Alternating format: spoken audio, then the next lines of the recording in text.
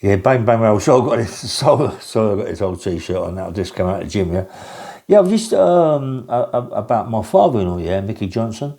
Mickey Johnson was a very dangerous man. Yeah. He had a firm called the Thursday Gang. Yeah, they used to go up north on the Thursdays and rob vans. Yeah, open the vans up. And I remember my father-in-law, Mickey Johnson. He was involved with big time with Bindon. Big time with a guy called Jimmy Ward who was going to kill me. And he was involved with a guy called Moody, yeah? Jimmy Moody. Well, Jimmy Moody was a serious guy, Jimmy Moody, mate. He was one of the hardest, most dangerous men around London and all around the areas. But he used to work with my father-in-law up north when they used to do the vans and all this. So Jimmy Moody was one of the ones that used to cut the vans up, yeah? And my father-in-law used to tell me about Jimmy Moody, but I didn't even know about Jimmy Moody. I didn't know who he was, what he was, or whatever. And when me and my father-in-law fell out, I think Jimmy Moody was, I'm not quite sure he was dead then, but I remember my father-in-law saying to me that we're going to kill you, Ray, you know what I mean? And over me, the way I was with him, I was with his daughter, I'll give his daughter everything. Mickey Johnson wanted everything from me, and I couldn't give it him. And when I did give it him, he tried to thieve it off me. So me and him didn't eye to eye. We always had murders, and he tried to kill me about 3 or 4 times, shooting at me, stabbing me, and everything like that.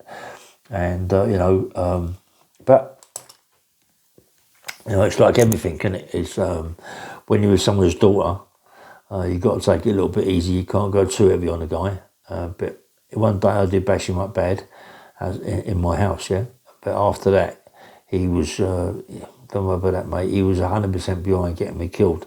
And I wouldn't mind betting that Jimmy Ward, he was involved with Jimmy Ward when they come to top me, when they had a couple of guys and give them 25 grand each to come and kill me, but I wouldn't be surprised if my father-in-law wasn't one of the ones involved in it, you know what I mean? Because my father-in-law, as I say, was a really, really dangerous man.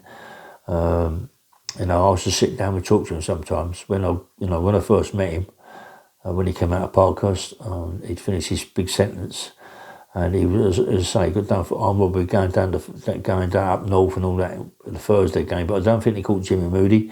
But Jimmy Moody definitely worked with them, because I remember the old man saying that he worked with this guy called Jimmy Moody, and Jimmy would be one of the men that would top me. Listen, I didn't know who he was. I didn't care. I was my own person. I didn't care for no one. I was, Anyway, but as I said, the old man was a dangerous man. And he had another guy called Ronnie Brown. I don't know if anybody remembers Ronnie Brown. Ronnie Brown was one of the ones that got Bigsy out of Wandsworth. So Ronnie Brown was a heavy man too. I like Ronnie Brown. I was away with Ronnie Brown years ago. I was away with his brother as well, in Chelmsford Prison. But Ronnie Brown, thick, very powerful man. He was one of the ones who got Bigsy out of Wandsworth Prison. But I had Ronnie Brown in my case, phoning me up saying he was going to do all sorts of things to me. I had Bindon, me and him already fell out anyway, but me and Bindon didn't really hit it off. We didn't hit it off, that's before I even knew that he knew my father-in-law. But when I knew that he knew my father-in-law and I see him, he was ill. So, Bindon couldn't have done nothing to me. I mean, he couldn't have even just blinked his eyes, really. But then there was Jimmy Ward, who got involved with some guys who were going to come and chop me. Jimmy Ward was very close to my father-in-law. They had houses and all that together. So, more like my father was involved with it. And the time outside my house, when my father-in-law said that he was going to kill me, and walked out of the house, he was going to shoot me and take me in the van and take me away.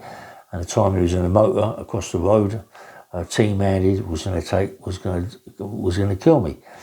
And I had to get myself a little thing that I'd hid, and go round through the park and come behind them and let it go at their car. Yeah, me and the old man were just loggerheads. He shot me in the shoulder. We've as I say, we've had bad times, me and the old man. And he wanted me dead. He tried lots of times. I'm a very lucky man that I'm still here talking to you people. As I say, he tried to kill me. But now, when I read about this Jimmy Moody, I could have come right unstuck, because Jimmy Moody was a hitman as well. But I remember the old man saying that Jimmy Moody worked with him up north, cutting the vans and taking all the money out of the security van. So, I could have come unstuck there, mate. Do you know what I mean? But as I say, when you're young, when you're in your 29s, 28s and all that sort of thing, 30 years of age, you're a bit of a chap, aren't you? And I was 20 odd stone, big, powerful man. I didn't care for nobody, mate. I didn't care for nobody. I was working with a big company. They respected me. Other people respected me. I wasn't worried about my father-in-law and Jimmy Moody and all them people, Jimmy Walls and Bindon. I wasn't worried about them people. And when I talk to a guy called Tony Lawrence, I remember talking to Tony Lawrence about Jimmy Moody, and Tony Lawrence said to me that he's a very dangerous man, Jimmy Moody, and if he was on your case, you was in trouble. He would put you away, yeah? But that was before I knew about my father-in-law, working with him and all that, But Jimmy Moody, a very dangerous man.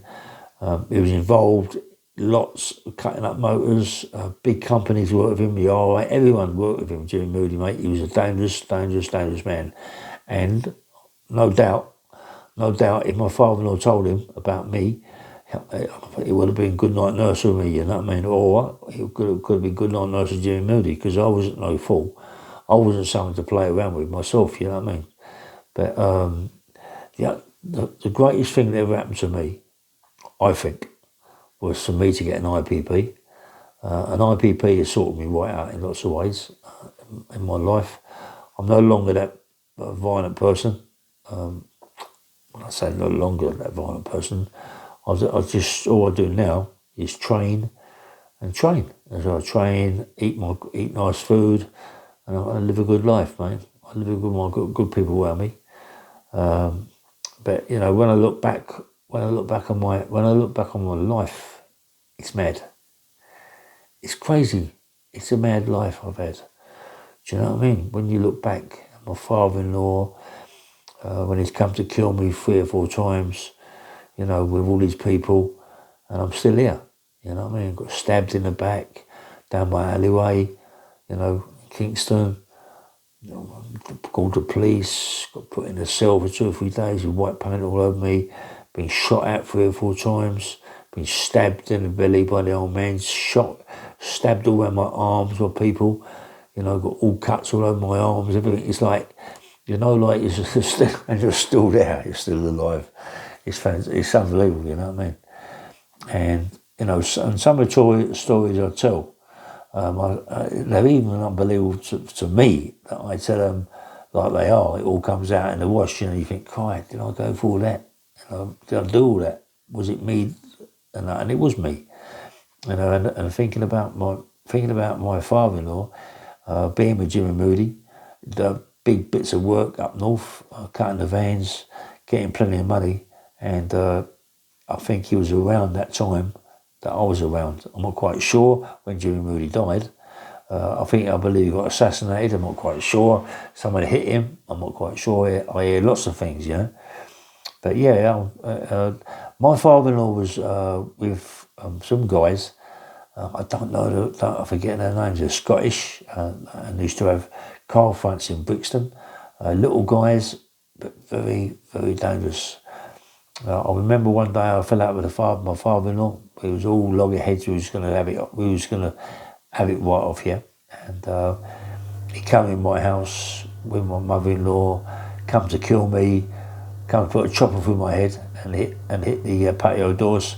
And therefore, me and him had a right bad fight. I nutted him, and he sat in the other, knocked him out. And it was like me and the old man was fighting 24/7.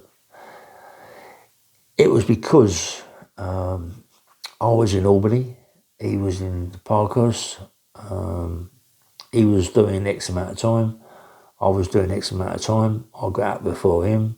I was with my mates. Met my girlfriend, Danny, in Pal Joey's. Then we went to Fidenz's. For Fidenz's, I took her home to my house, and she stayed with me. And then the old man was still in prison. And then she went to see the old man in Parkhurst, and she told him that she was with a guy called Raheel. The old man had heard about me. He said, "Look, I don't want you with him.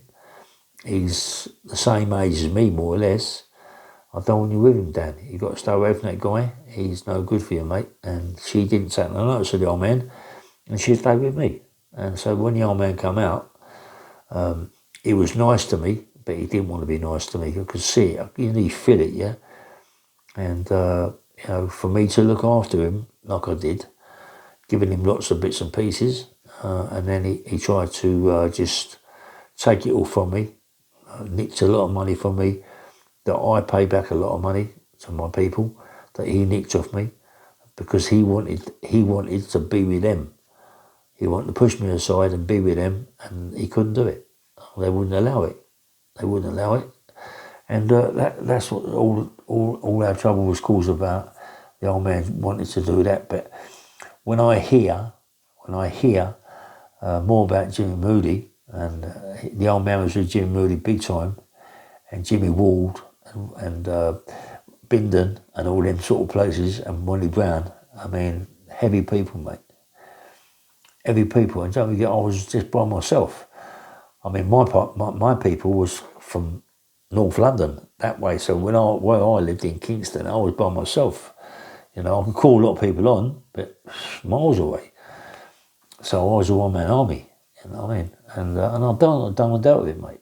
I mean, they come in my house and shot my dog and shot my house up, Was that something to do with my father-in-law? Was that something to do with Jimmy Ward? I don't know, you know what I mean? It's a funny old turnout, yeah, mate. And they, whoever it was, they come to kill me, but they mucked it up, mate. They mucked it up. Anyway, just a little video, just to tell people about a little bit what I've been told about Jimmy Moody, and I'm lucky to be around. Take care, nice one, boy.